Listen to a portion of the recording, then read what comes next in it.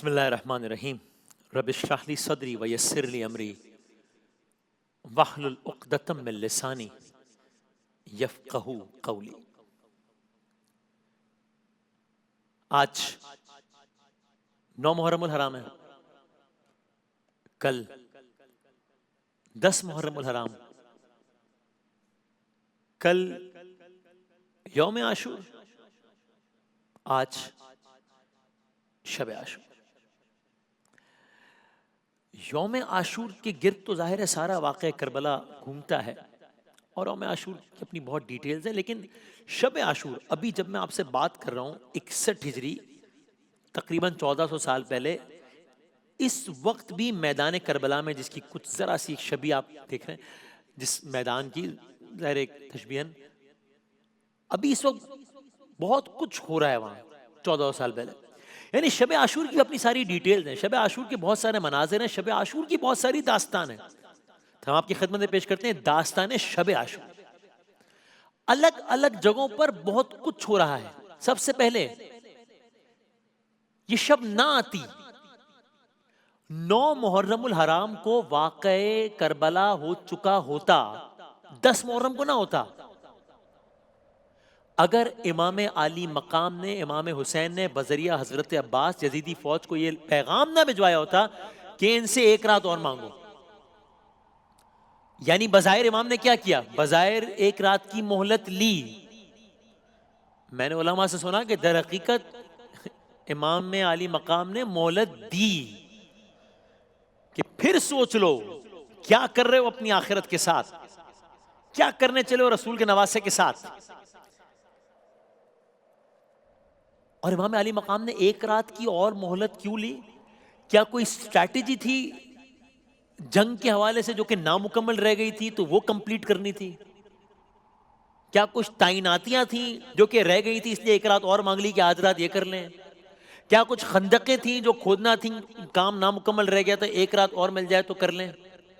نہیں، وہاں تو بھوک تھی، وہاں تو پیاس تھی، وہاں تو گرمی کی شدت تھی۔ ایک اور رات کا مطلب ہے مزید تکلیف۔ تو اس رات ہو کیا رہا تھا؟ کیوں مانگی ایک اور رات حسین نے؟ حسین نے خدا کو یاد کرنے کی ایک اور رات مانگی، حسین نے نماز پڑھنے کی ایک اور رات مانگی، حسین نے دعا کرنے کی ایک اور رات مانگی، حسین نے قرآن پڑھنے کی ایک اور رات مانگی، حسین نے صبر کرنے کی ایک اور رات مانگی، حسین نے شکر کرنے کی ایک اور رات مانگی۔ شب عاشور خیام حسینی میں کہیں سے تلاوت کلام پاک کی آواز آ رہی ہے، کہیں تہجد، کہیں نماز، کہیں قرآن، کہیں ذکر خدا، کہیں شکر خدا۔ ایک منظر یہ ہے شب عاشور کا۔ ایک اور منظر شب عاشور، امام علی مقام اپنے سارے اصحاب کو بلاتے ہیں، خیمے میں، مفہوم خیمے میں بٹھاتے ہیں، امام علی مقام ہے، کربلا کا میدان ہے، اصحاب سامنے بیٹھے ہیں، انصار سامنے بیٹھے ہیں، اور امام علی مقام وہ اپنے اصحاب سے مخاطب ہو رہے ہیں۔ یہ ابھی ہو رہا ہے شب عاشور۔ دیکھو یہ جو یزیدی فوج ہے، اس کو مجھ سے مسئلہ ہے، اس کی دشمنی مجھ سے ہے، ان کا تم سے براہ راست کوئی مسئلہ نہیں ہے۔ میں حسین ابن علی تم سے یہ کہہ رہا ہوں، تم میں سے جو جانا چاہے چلا جائے۔ کیا ناراضگی میں کہہ رہے تھے؟ یہ جذبات میں کہہ رہے تھے کہ جاؤ اس نے جانا؟ نہیں،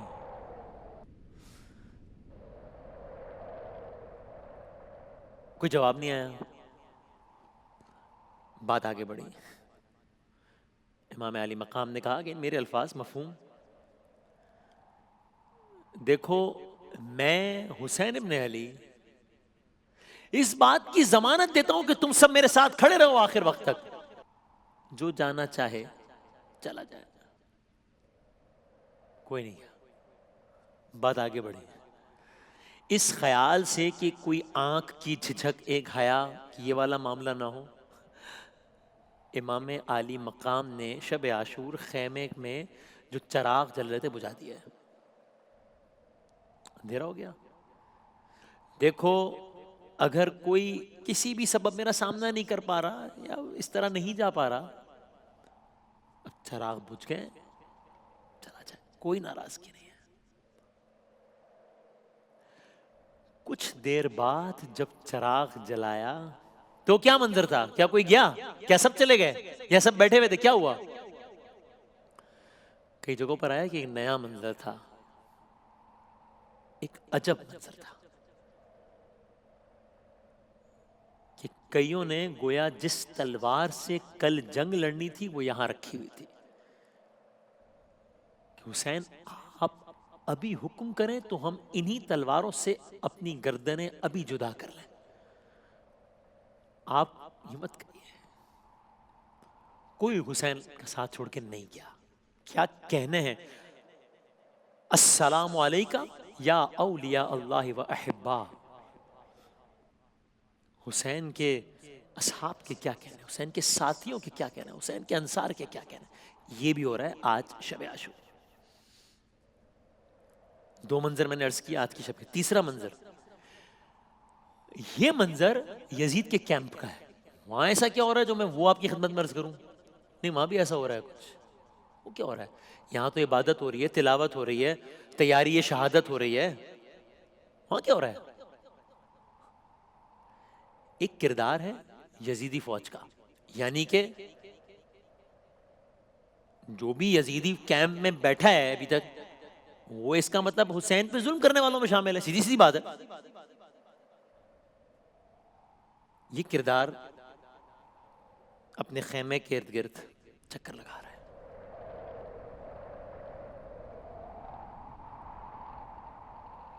کس کا بیٹا آتا ہے اس کے پاس؟ کیا عالم ہے بابا جان؟ کیا ماجرا ہے؟ کل جنگ کا دن ہے، یہ پریشانی کیا ہے؟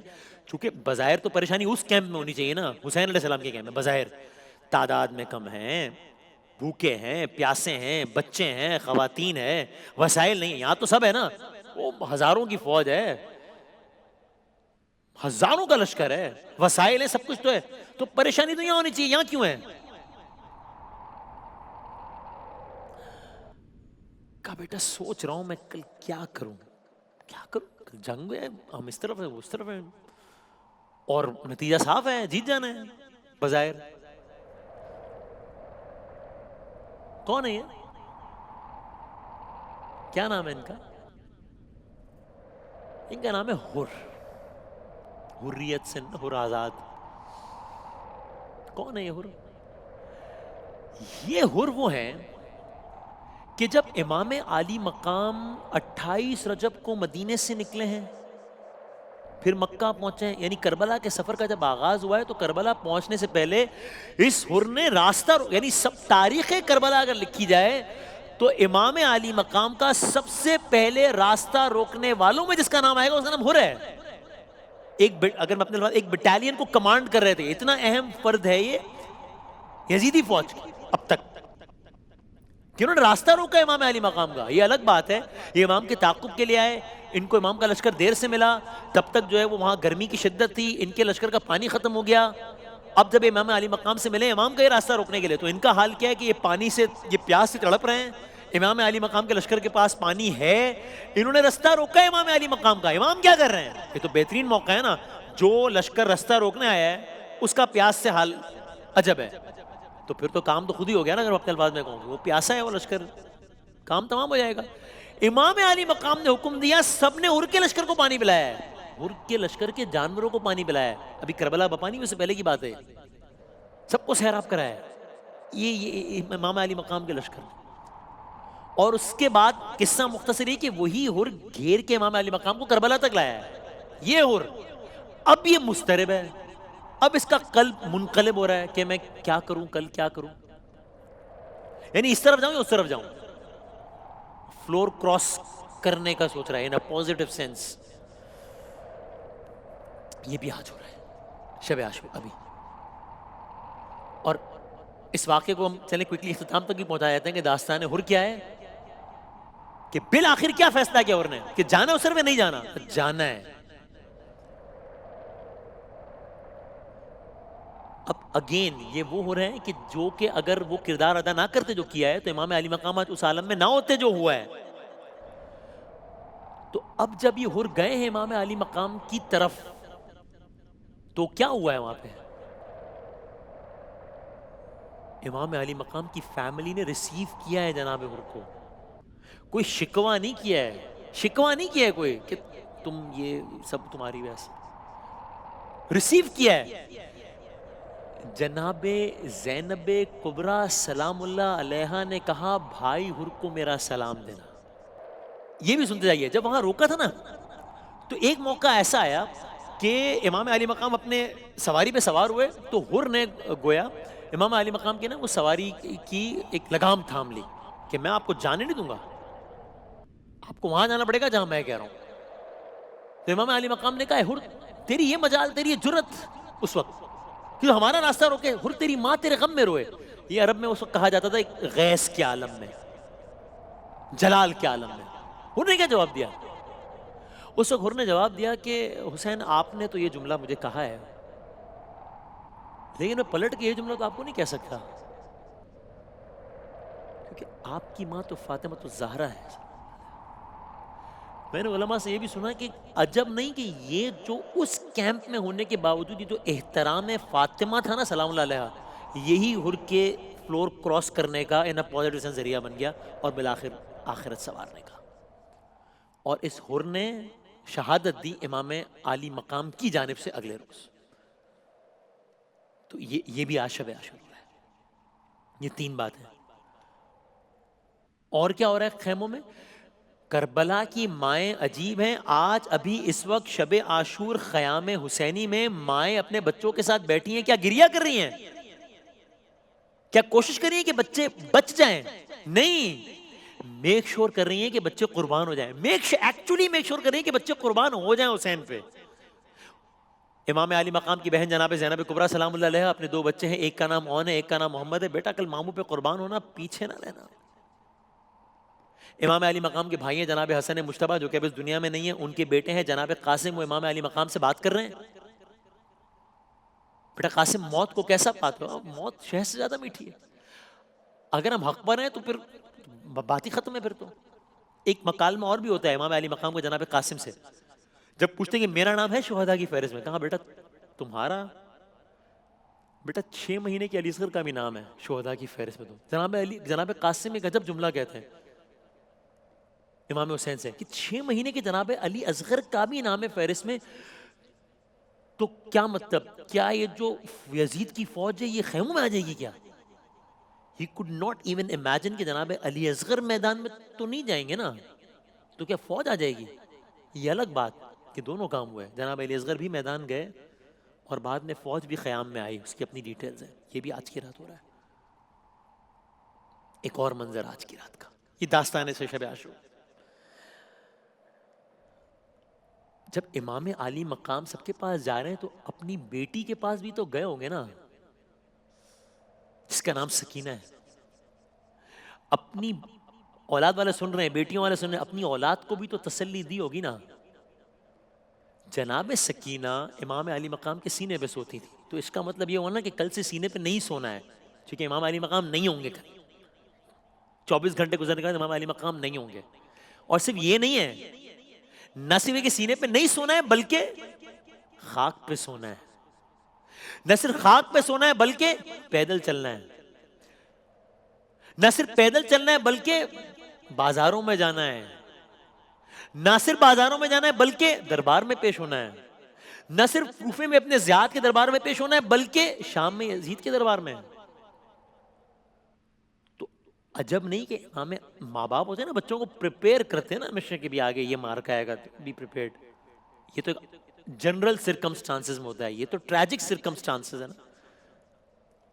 عجب نہیں کچھ ایسا ماحول ہو. جناب ریحان اعظمی صاحب اللہ تعالیٰ مغفرت فرمائے کہتے ہیں عاشور کی شب ہائے سکینہ کا وہ رونا, اور سید مظلوم کا بیٹی سے یہ کہنا, تو روئے میں یہ دیکھ نہیں سکتا سکینہ, اچھی نہیں ہے بات, نہ رویا کرو بی بی. پہلو میں کبھی ماں کے بھی سویا کرو بی بی،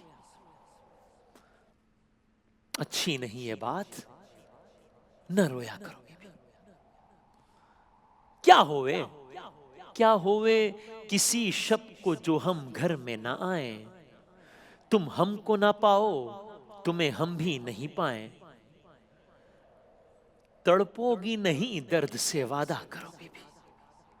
کوئی امام کہتے ہیں بیٹھا کرو کچھ دیر چراغوں کو بجھا کر، سمجھا کرو اس خاک کو اے لاڈلی بستر، بالی کبھی یوں ہی نہیں پہنا کرو بی بی، چونکہ بالیاں تو چھینی جانی ہے نا ابھی، کچھ دیر کو یہ فرض کرو ہم نہ رہیں گر، باقی نہ رہے ہاتھ کوئی رکھنے کو سر پر،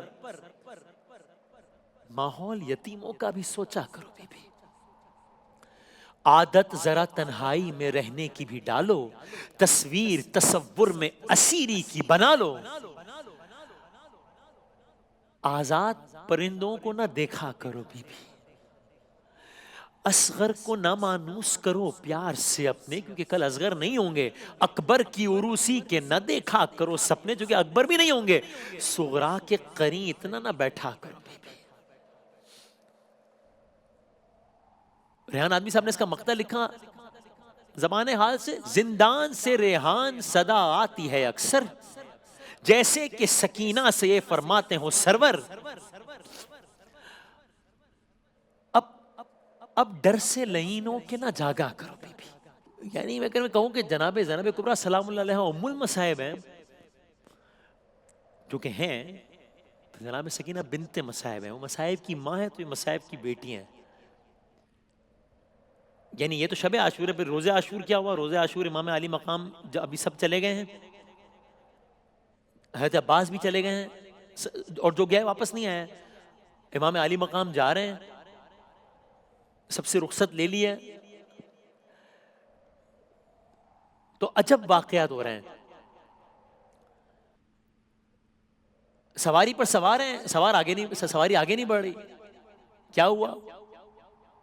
تو چھوٹی سی بچی ہے جو کہ گویا بس سواری کے قدموں کے پاس بیٹھی ہوئی ہے کہ نہ لے جا میرے باپا کو، اس لیے کہ صبح سے جو بھی میدان میں گیا ہے وہ واپس نہیں آیا ہے، اب تو بچا ہی کوئی نہیں، اب تو بابا ہی تو رہ گئے، صرف واپس ہی نہیں آیا کوئی جو گیا، چھوٹی ہیں، پیاسی ہیں،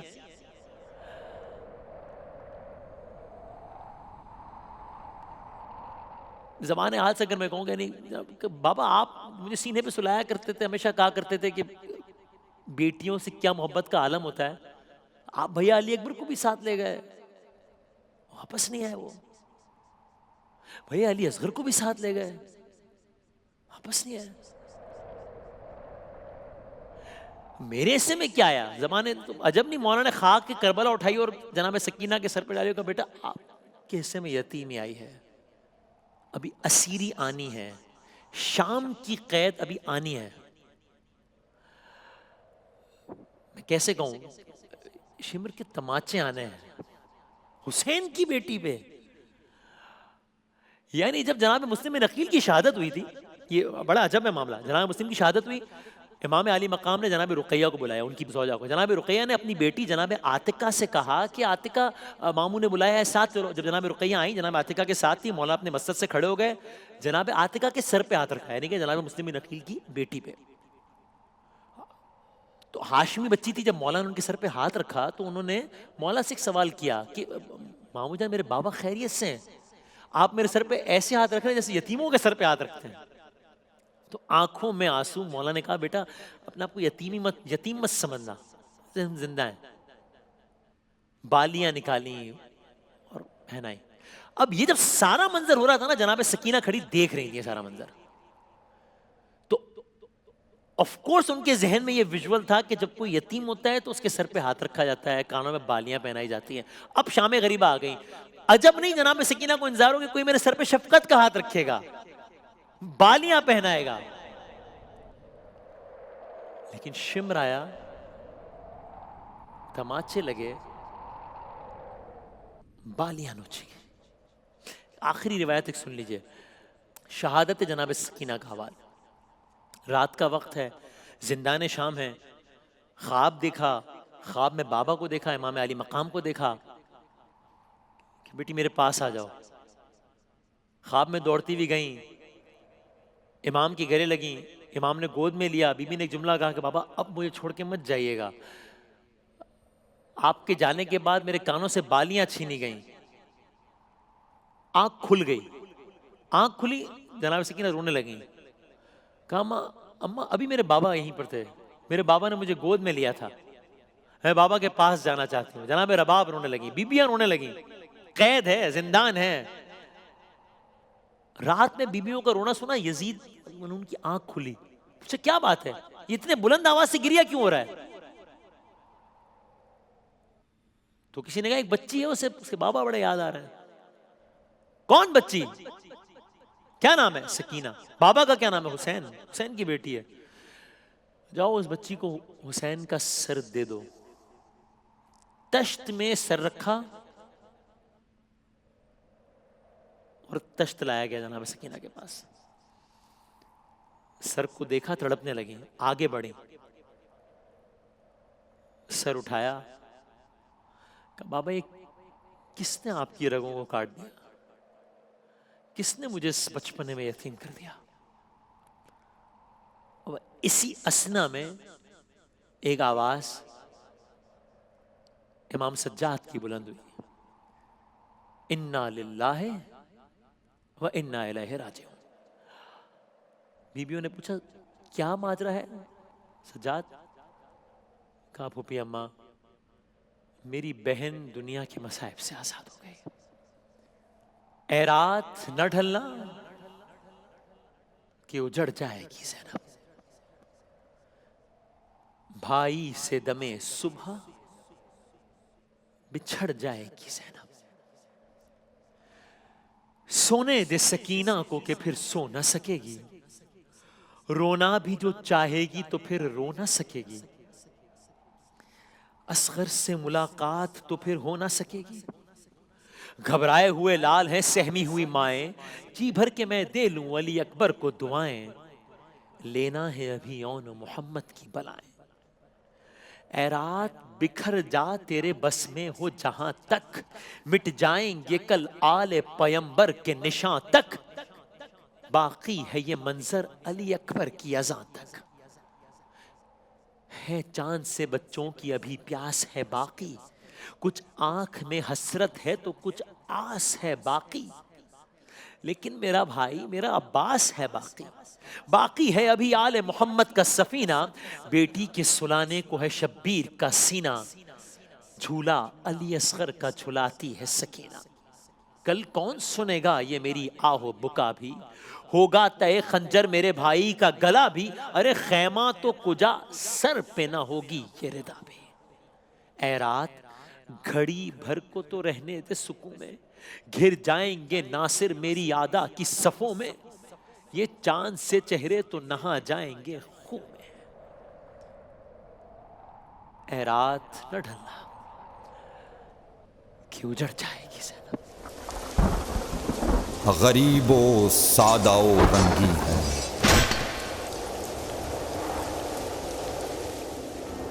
داستان حرم.